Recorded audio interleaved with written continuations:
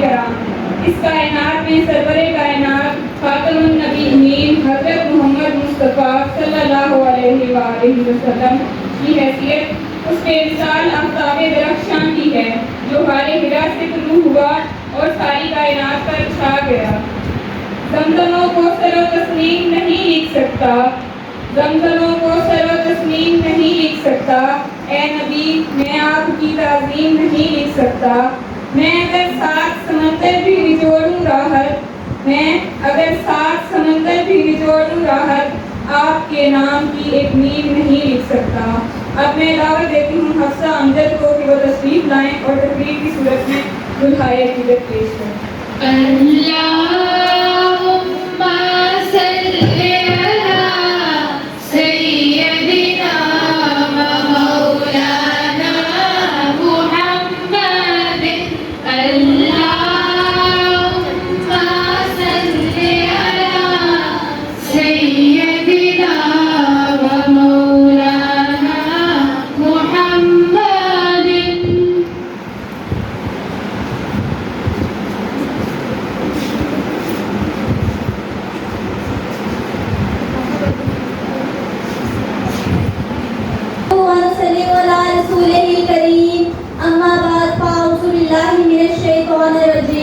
بسم اللہ الرحمن الرحیم۔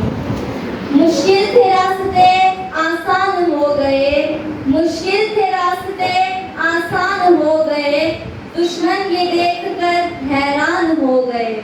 رکھا میرے نبی نے دنیا میں جب قدم، رکھا میرے نبی نے دنیا میں جب قدم، پتھر بھی کلمہ پڑھ کر مسلمان ہو گئے۔ جامع پرنسپل صاحب، محترم اساتذہ کرام اور میرے تمام عزیز ساتھیوں، السلام علیکم۔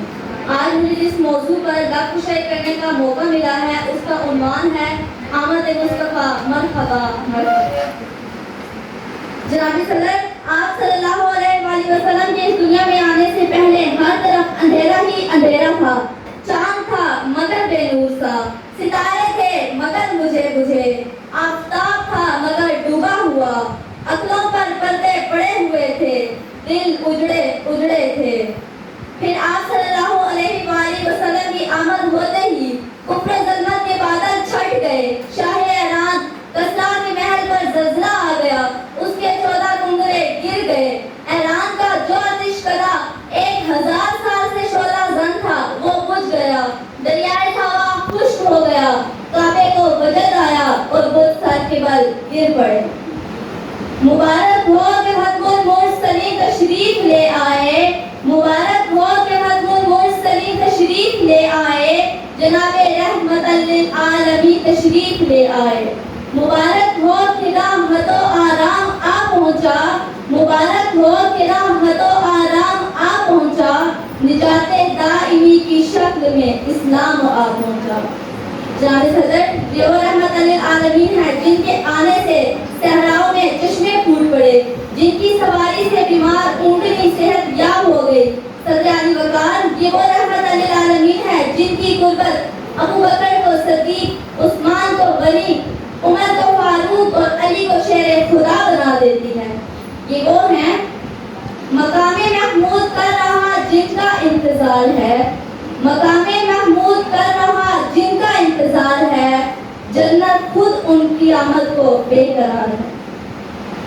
اب میں آپ کے سامنے نبی کریم صلی اللہ علیہ وآلہ وسلم کے کچھ معجزات اور واقعات بیان کرنا چاہتی ہوں۔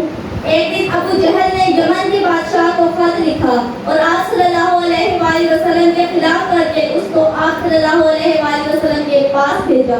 یمن کا بادشاہ حبیب نبی کریم صلی اللہ علیہ وآلہ وسلم کے پاس آ کر کہتا ہے، اگر آپ اللہ کے نبی ہیں تو میری 2 شرائط کو پورا کریں تو میں کلمہ پڑھ دوں گا۔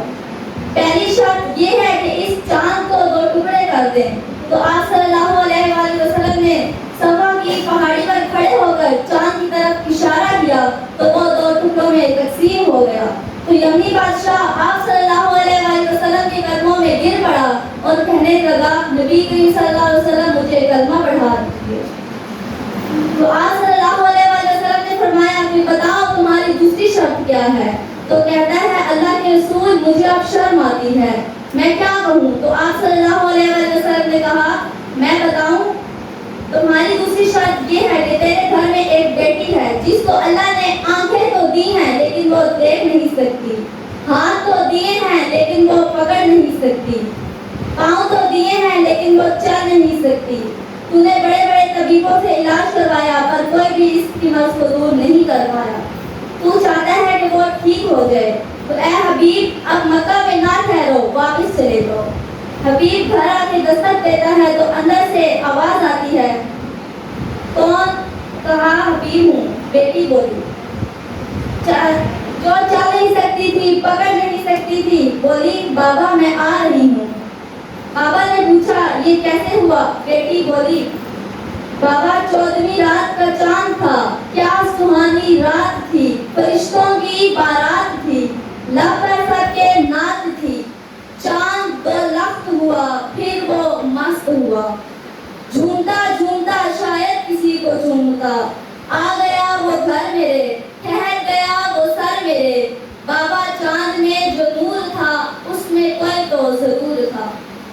یمنی سب حیران تھے، چہرے سب کے پریشان تھے، چاند میں تو داغ تھا مگر ان کا چہرہ صاف تھا، جدھر جدھر نظر پڑی دم میں دم آ گیا، میں مسکرانے لگی غم میں غم آ گیا، بابا سب کا یہ طبیب تھا، رب کا وہ حبیب تھا، نبیوں کا امام تھا، محمد اس کا نام تھا، خیال کا یقین ہے محمد بے عیب ہے، اب تم بھی مان لو یہی علم غیب ہے۔